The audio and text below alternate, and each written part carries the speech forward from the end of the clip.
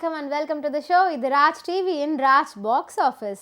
நம்ம ராஜ் பாக்ஸ் ஆஃபீஸில் ரீசெண்டாக என்னென்ன படங்கள்லாம் ரிலீஸ் ஆயிருக்கு அப்படின்னு பார்ப்போம். ரிலீஸ் ஆன படங்கள்லாம் எவ்வளோ கலெக்ட் பண்ணியிருக்காங்களோ அதை வச்சு நம்ம ரேட்டிங்ஸும் கொடுப்போம்.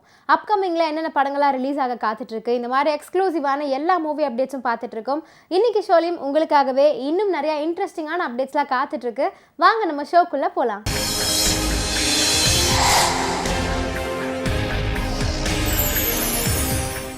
ராஜ் பாக்ஸ் ஆஃபீஸில் நம்ம ஃபர்ஸ்ட் பார்க்க போகிற செக்மெண்ட் பாக்ஸ் ஆஃபீஸ் ரிப்போர்ட்.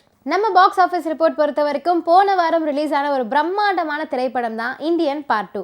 நம்ம எல்லாருமே பார்ட் 1 பார்த்து ரசிச்சிருக்கோம். அஃப்கோர்ஸ் அந்த திரைப்படத்துக்கு மிகப்பெரிய வசூலும் கிடைச்சிது. ஷங்கரோட டைரக்ஷனில் உலக நாயகன் கமலஹாசன் இந்தியன் பார்ட் 2 திரைப்படத்தில் நடிச்சிருந்தார். ஒரு மிகப்பெரிய எக்ஸ்பெக்டேஷன் இருந்துச்சுங்க. ஏன்னா பல வருஷம் கழிச்சு நம்ம பார்ட் 2 பார்க்க போகிறோம் அப்படிங்கும்போது இத்தனை ஜென்ரேஷன் தாண்டி இந்த திரைப்படத்தில் என்ன பண்ணியிருக்காங்க அப்படிங்கிற எக்ஸ்பெக்டேஷன் ரொம்பவே அதிகமாக இருந்துச்சு. அதுக்கேற்ற மாதிரி நிறையா ப்ரொமோஷன்ஸுமே பண்ணியிருந்தாங்க. ஆனால் அதெல்லாம் கலெக்ஷனில் ஹெல்ப்ஃபுல்லாக இருக்கா அப்படிங்கிறத இப்போ பார்க்கலாம்.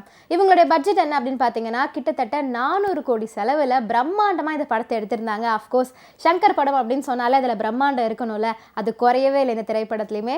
இவங்களுடைய ஃபர்ஸ்ட் டே கலெக்ஷன் எவ்வளோ அப்படின்னு பார்த்தீங்கன்னா 25 கோடி எடுத்திருக்காங்க. ஓகே, ஃபர்ஸ்ட் டேல ஓரளவுக்கு டீசெண்டான கலெக்ஷன் கிடச்சிருக்கு அப்படின்னு பார்த்தா செகண்ட் டேல அது இன்க்ரீஸ் ஆகலை, டிக்ரீஸ் தான் இருக்குது. 18 கோடி எடுத்திருக்காங்க. தேர்ட் டேல 15 கோடி. இப்படி கொஞ்சம் கொஞ்சமாக குறைஞ்சு ஒரு வாரத்தில் 70 கோடி தான் கலெக்ட் பண்ணியிருக்காங்க.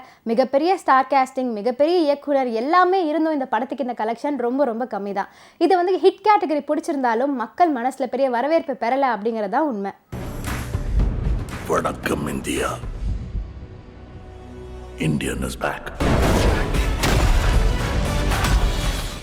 நம்ம பாக்ஸ் ஆஃபீஸ் ரிப்போர்ட்டை பொறுத்த வரைக்கும் போன வாரம் இந்தியன் பார்ட் 2 படத்தை போட்டி போட்டு ரிலீஸ் ஆன இன்னொரு திரைப்படம் தான் டீம்ஸ் அப்படிங்கிற திரைப்படம்.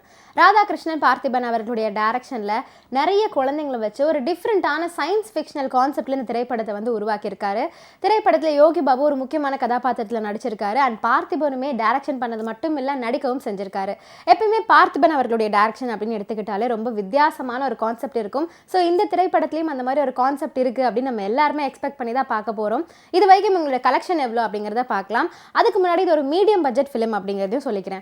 ஃபர்ஸ்ட் டே கலெக்ஷன் எவ்வளோ அப்படின்னு பார்த்தீங்கன்னா வெறும் 7 லட்சம் தான் எடுத்திருக்காங்க. இதுக்கான காரணம் உங்களுக்கே தெரிஞ்சிருக்கும்னு நினைக்கிறேன். இந்தியன் பார்ட் 2 அப்படிங்கிற ஒரு மிகப்பெரிய படம் ரிலீஸ் ஆகும்போது இந்த மாதிரி திரைப்படத்துக்கு ஸ்க்ரீன் கிடைக்கிறது கொஞ்சம் கஷ்டம் தான். ஆனால் செகண்ட் டே தேர்ட் டேல கொஞ்சம் கொஞ்சமாக இவங்களுக்கு கலெக்ஷன் இன்க்ரீஸ் ஆயிருக்கு அப்படின்னே சொல்லலாம். ஏன்னா முதல் நாள் வெறும் 7 லட்சம் எடுத்தாங்க, ரெண்டாவது நாள் பார்த்தீங்கன்னா 18 லட்சம், மூணாவது நாள் 26 லட்சம்னு கொஞ்சம் கொஞ்சமாக இன்க்ரீஸ் ஆகிட்டே போயிட்டு இருந்துச்சு. ஒரு வாரத்தில் கிட்டத்தட்ட 1.5 கோடியை ரீச் பண்ணியிருக்காங்க. இது ஒரு நல்ல ஸ்டார்ட் அப்படின்னே சொல்லலாம். இதே மாதிரி கலெக்ஷன் கிடைச்சதுன்னா சீக்கிரமாகவே உங்கள் ஹிட் கேட்டகரி பிடிப்பாங்க. பட் இந்த வாரத்தை பொறுத்த வரைக்கும் டீம்ஸ் திரைப்படம் ஆவரேஜ் கேட்டகரி பிடிச்சிருக்காங்க. எப்பலேருந்து இங்கே இருக்கீங்க? நான் செத்ததுலேருந்தே இங்கே தான்பா இருக்கிறேன்.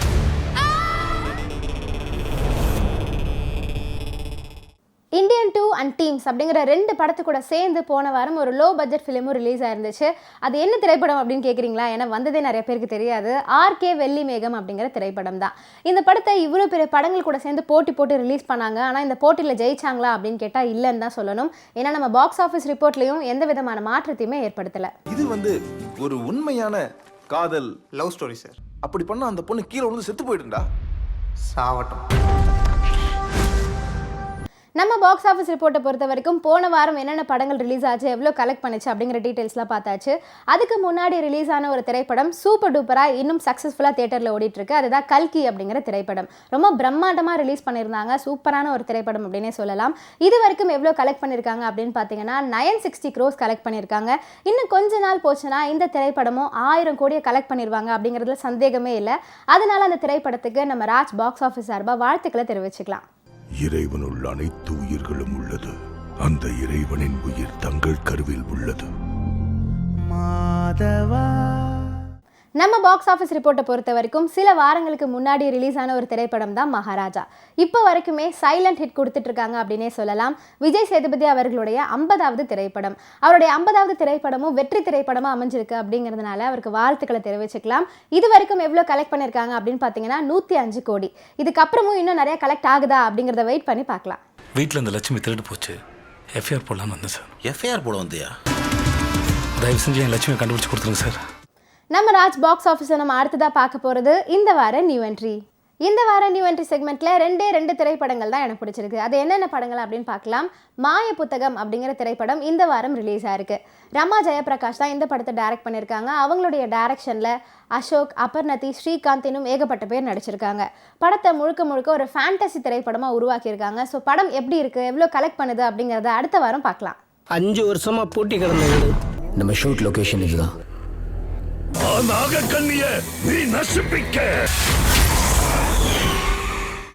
நம்ம ராஜ் பாக்ஸ் ஆஃபீஸில் நம்ம அடுத்ததாக பார்க்க போகிறது ready for the race segment.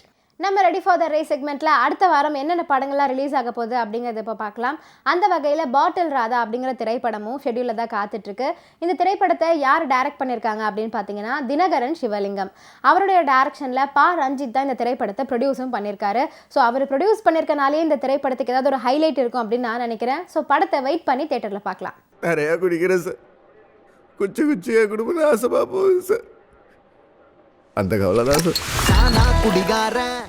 July 26ஆம் தேதி அகஸ்தியன் பிரபு டைரக்ஷனில் சதுர் அப்படிங்கிற திரைப்படமும் ஷெட்யூலில் காத்துட்ருக்கு. இந்த திரைப்படத்தை ஒரு ஃபேண்டாஸ்டிக்கான கதைக்களத்தில் உருவாக்கியிருக்காரு. ஸோ படம் எப்படி இருக்குது அப்படின்னு பார்த்தா தான் தெரியும். இன்னும் ஒரு வாரம் வெயிட் பண்ணி பார்க்கலாம். தனுஷ்கோடியில் சுனாமி வரத்துக்கு முன்னாடி ஒரு எரிக்கல் வந்து விழுந்திருக்கு. எனது கேள்விக்கான பதில் அங்கே உள்ளது. நம்ம ரெடி ஃபார் த ரேஸ் செக்மெண்ட்டில் இத்தனை படங்கள் கூட சேர்ந்து ஜூலை 26 அன்னைக்கு ஒரு ஹாலிவுட் படமும் ஷெட்யூலில் காத்துட்ருக்கு. அது என்ன படம் அப்படின்னு கேட்கவே வேண்டாம், ஏன்னா உங்களுக்கே தெரிஞ்சிருக்கும்னு நினைக்கிறேன். டெட்பூல் அண்ட் உல்வரின் அப்படிங்கிற திரைப்படம் தான். ஆல்ரெடி இந்த படம் ரிலீஸ் ஆயிருக்க வேண்டியது, பட் சில விஷயங்கள்னால இது வந்து போஸ்ட்பாண்ட் ஆகி ஜூலை 26 தான் வந்து ரிலீஸ் பண்ண போகிறோம் அப்படின்னு அனௌன்ஸ் பண்ணியிருக்காங்க. ஸோ இந்த வாரமாக இந்த படம் ரிலீஸ் ஆகுதா அப்படிங்கிறத நம்ம வெயிட் பண்ணி தான் பார்க்கணும். அண்ட் அது மட்டும் இல்லை, இந்த படத்துடைய ட்ரைலர் அண்ட் டீசர் எல்லாம் மில்லியன் கணக்கில் வந்து வியூஸ் போயிருக்கு. அஃப்கோர்ஸ் தமிழ் ஆடியன்ஸ் மத்தியில் இந்த திரைப்படத்துக்கு மிகப்பெரிய வரவேற்பு கிடைக்க போகுது அப்படின்னு தான் நினைக்கிறேன். இந்த உலகத்தை காப்பாத்துறதுல எனக்கு அனுபவம் கிடையாது, ஆனா உனக்கு இருக்கு. இப்போ இருக்க இந்த ஜென்ரேஷனில் பெரிய ஸ்டார்ஸோட பர்த்டே அன்னைக்கு அவங்களுடைய சூப்பர் ஹிட் திரைப்படங்களை ரிலீஸ் பண்ணி என்ஜாய் பண்ணுறதே ஒரு வழக்கமாயிருச்சு. ஸோ அந்த வகையில் இந்த மாதம் யாருடைய பர்த்டே அப்படின்னு பார்த்தீங்கன்னா ஜூலை 28 அன்னைக்கு நம்ம தனுஷ் அவர்களுடைய பர்த்டே.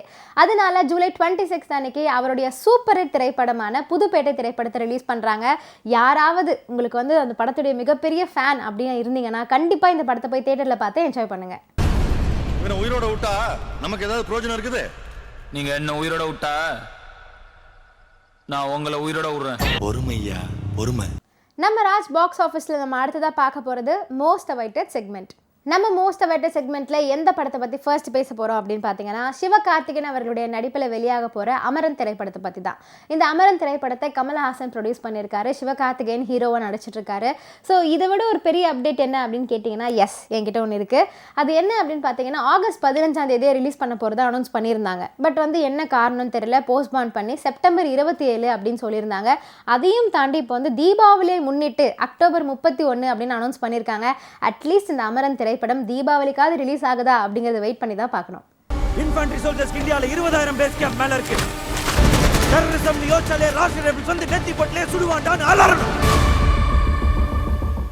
நம்ம மோஸ்ட் அவைட்டட் செக்மெண்ட் பொறுத்த வரைக்கும் ஆகஸ்ட் 2ஆம் தேதி ஒரு சில திரைப்படங்கள் வந்து ஷெட்யூலில் காத்துட்ருக்கு. அது என்னென்ன அப்படிங்கிறத பார்க்கலாம்.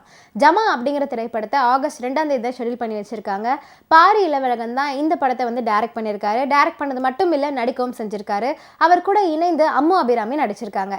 ஸோ இந்த படத்தை சொன்ன டேட்டில் ரிலீஸ் பண்ணுறாங்களா இல்லையா அப்படிங்கிறத வெயிட் பண்ணி தான் பார்க்கணும். இப்படி தன்மானத்தெல்லாம் விட்டு கெஞ்சி யாருக்காவது இதெல்லாம் பண்ணுறேன்.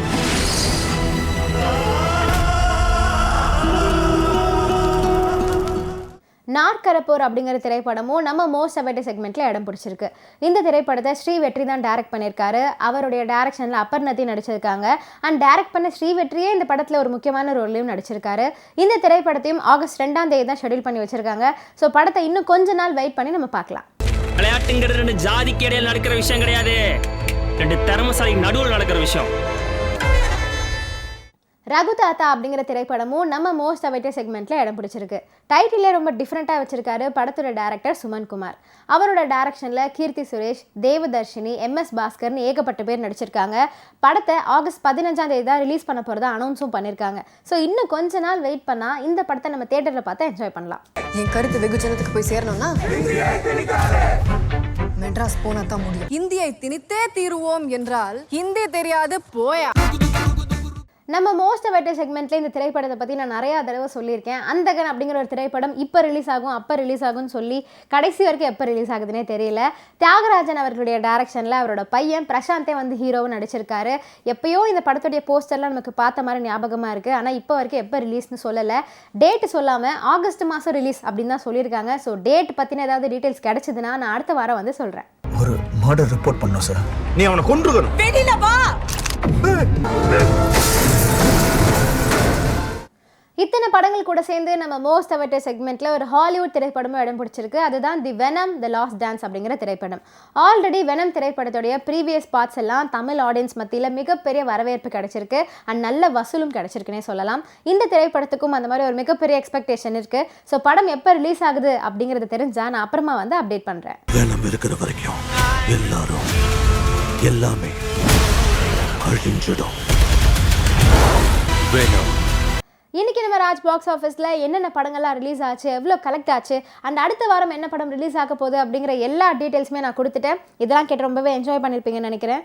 இதே மாதிரி இன்னொரு எபிசோடில் உங்கள் எல்லாரையும் வந்து நான் சந்திக்கிறேன். அது வரைக்கும் tata bye bye from Vijay Narmada. You வாட்சிங் மீ ஆன் ராஜ் டிவி.